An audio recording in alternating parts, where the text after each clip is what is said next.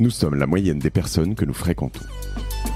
Avec Génération Do It Yourself, je vous propose de rencontrer ensemble des entrepreneurs, sportifs ou artistes qui vont littéralement faire exploser notre moyenne.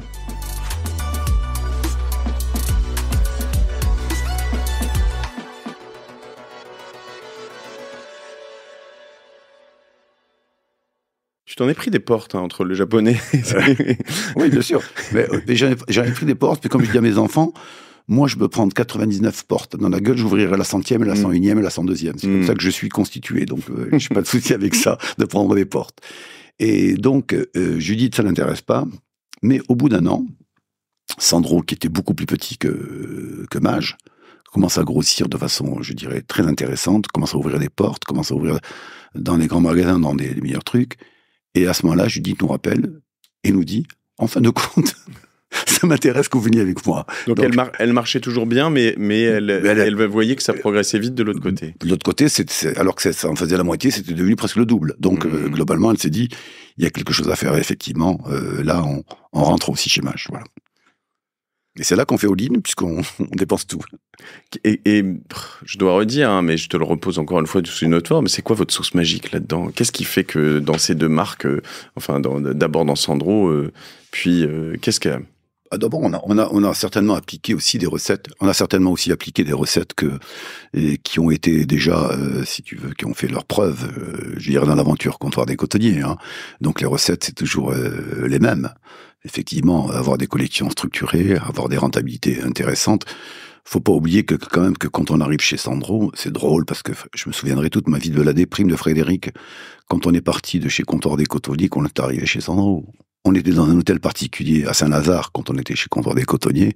Frédéric avait un bureau qui devait faire 40 mètres carrés avec des plafonds à 6 mètres. Et on arrive au 120 boulevard de Sébastopol, chez un grossiste où les gens venaient décrocher les vêtements. Et là, pendant 6 mois, on n'a même pas de bureau. On est mélangé avec tout le monde au dernier étage. Et je vois Frédéric presque dépérir, quoi. C'est-à-dire que là, tu arrives globalement je dirais pas du luxe, mais oui, c'était des bureaux très luxueux. Et on arrive dans Alors moi, j'ai pas eu cette impression-là, parce que peut-être que par rapport à Frédéric, moi, je suis issu d'un milieu des pauvres, peut-être que j'étais dans ton élément. Ouais. J'étais peut-être pas dans mon élément, mais j'étais pas aussi affecté que lui. Lui était vraiment très affecté les quelques premiers mois, quoi. Très bien. Alors les deux continuent en parallèle. Quelle est la relation? Alors vous avez à peu près 25% dans les deux. Tu m'as dit non, 25% dans Sandro et 20% dans Mage. Et le fait d'être minoritaire là-dedans, vous devez quand même être un petit peu... Enfin, c'est toujours le cas, souvent d'ailleurs, mais tu as expliqué, mais vous devez quand même être...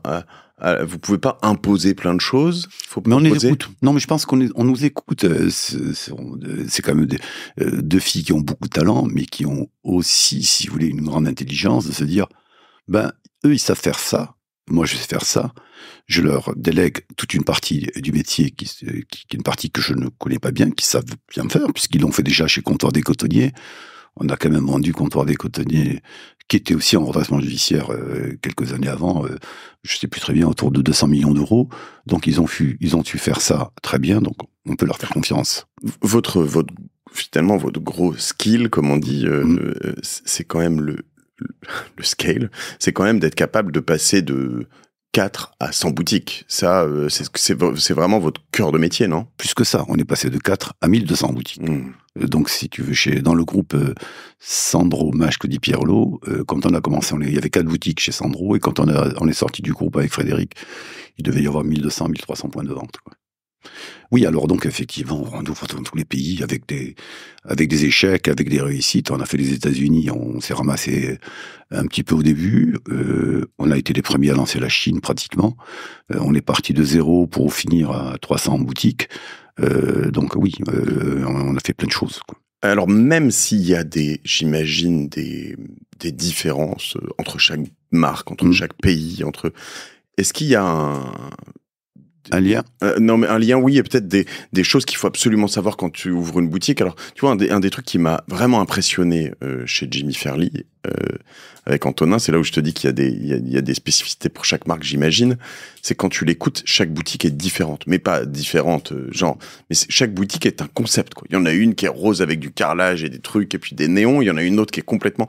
Et en fait, souvent, tu vois, je sais pas, je vois Mama Shelter, peut-être que je me trompe, mais enfin, t'arrives dans un endroit, quand ça marche, boum, tac, j'ai le truc, je vais mettre du bambou comme ça, je vais mettre des fausses plantes ici, je vais faire, comme en ce moment dans tous les restos, là, t'as vu, ils te mettent des espèces de fausses plantes sur toute la façade, pour essayer de rendre ça plus minéral, je sais pas, plus, est-ce que tu peux m'expliquer un peu?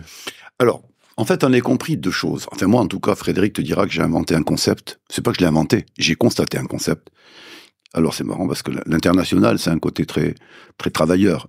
J'avais, si tu veux, compris quelque chose d'important et j'avais dit que c'était l'international bourgeoise. En fait, la bourgeoise de Madrid, celle de Milan, celle de Bruxelles, celle de Londres ou de New York, elles s'habillent toutes de la même façon. Donc, en réalité, cette histoire de... C'est curieux parce que je lisais ce matin dans une revue que le comptoir des cotonniers marchait pas bien parce qu'il n'avait pas su s'adapter à la française. C'est une hérésie totale, ça. Ça, c'est une hérésie totale parce qu'en réalité, quand tu t'adresses à une certaine bourgeoisie, elle a les mêmes codes. Elle a les mêmes codes partout. Et donc, en tout cas, nos magasins, en tout cas, ils n'étaient pas différenciés. Effectivement, le concept a évolué, mais les boutiques Sandro de la première génération se ressemblaient toutes. C'est pas du tout comme fait Jimmy Fairly. Les boutiques Mage, il y avait un concept qui était établi, qui était dupliqué, qui était optimisé. Et donc, il n'y avait pas effectivement de difficulté à réaliser et à ouvrir des boutiques, puisque globalement, tout était codifié. Quand tu parles effectivement des méthodes, les méthodes, c'était extrêmement codifié au niveau du concept, au niveau du recrutement, c'était organisé. Enfin, les choses étaient bien organisées. Donc, je me souviens d'une année où on a dû ouvrir, je crois, de mémoire avec Frédéric, 210 boutiques dans l'année. 210 boutiques dans l'année. Alors, quand je parle de boutiques, c'est sur les différentes marques. Ça fait une par jour ouvrable, quasiment. Pratiquement, oui. Ouais. Sur les trois marques, entre Sandro, Mage et Claudie Pierlot, et les corners, ça faisait presque un point de vente par jour ouvrable. C'était... Mais, donc là-dessus, tu dois quand même avoir un sorte de rythme, je sais pas, il y a toujours un prix de location au mètre carré, je négocie pas, je négocie. Est-ce que tu as des règles, des grandes règles? Alors ça, c'était ma spécialité. Je dirais que Frédéric avait des spécificités d'organisation. Il s'occupait aussi évidemment de toute la partie communication, de la partie, je dirais, logistique, des choses que je ne sais pas faire. Moi, j'étais plus dans la partie collection et dans la partie développement. Okay. Et donc, le développement, c'est pas si compliqué que ça. En fait, quand tu pourrais être développeur. Si tu sais quelle marque tu es, tu pourrais être développeur. Si je suis Isabelle Marant, je sais quels sont les voisins que je dois avoir. Ben moi, par exemple, quand j'étais chez Sandro, chez Mage, je me disais, si j'ai Zadig à côté, si j'ai Comptoir à côté, si j'ai telle marque à côté, je suis dans mon environnement. Effectivement, il s'agissait pas de se dire, je vais lancer une rue. C'est pas comme ça que ça marche. Aujourd'hui, on peut faire ça parce que les quartiers qui sont émergents, comme par exemple les Batignolles, qui étaient des quartiers qui marchaient pas avant et qui aujourd'hui marchent très bien. Mais à l'époque, c'est pas comme ça que ça marchait. Quand tu es arrivé à Londres, t'avais 10 possibilités parce que quand tu te promènes en Londres, tu te dis, je peux être dans cette rue et pas dans celle-là. Et globalement, c'est pas si. Alors, ce qui est difficile, c'est de négocier au bon tarif, de se dire quel chiffre d'affaires je vais faire, est-ce que je vais être rentable, donc je prends ou je prends pas. Oui, c'est parce que quand t'es le premier dans la rue, tu payes pas cher, mais quand t'es le 10e et que tu te mets au milieu de tous les autres, a priori les propriétaires sont pas complètement débiles, ils vont te dire... C'est évident, donc si tu veux, oui, après on savait à peu près déterminer le chiffre d'affaires qu'on allait faire dans les rues. En fait, on a toujours fait mieux avec Frédéric que les business plans qu'on avait proposés. On a toujours fait mieux. C'est pas être trop ambitieux, je crois. Ça, c'est un des secrets. Moi, je vois pas mal de gens qui se disent toujours je vais faire. Alors, à la fois, faut l'être, mais te dire, je vais faire. Je sais pas. Alors, ça fait combien une boutique d'ailleurs? Évidemment, excuse-moi, c'est un. Ah non, c'est pas.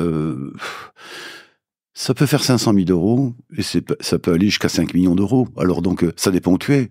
Je pense qu'une boutique...